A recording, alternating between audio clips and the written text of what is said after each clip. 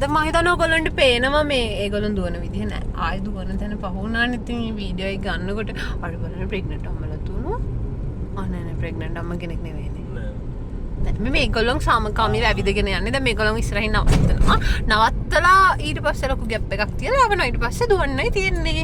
ඒ තමයි මේ මොර්නින් jogging routine එක නේ. ඔව්. ඊළඟට හිස් බඩ තමයි.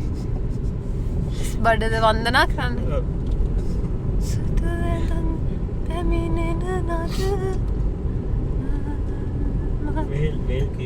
මේ බලන්නකො මේ. ඉතින් වේ කීපයක් නිරාහාර වෙන ලෑස්ති වෙන කියන ඩයට් ප්ලෑන් එකක් යනවා. ඩයට් ප්ලෑන් එකක් යනවා ජොගින් වලින් පස්සේ. විතරයි. මොන ජලය විතරයිනේ. ජලයත් ඉතින් හැමෝටම හම්බෙලා නැහැ නේද? ඒගොල්ලෝ ඉන්නේ සතුටින් හිටියේ ඒගොල්ලොන්ට ජලය හම්බුනේ ගැන.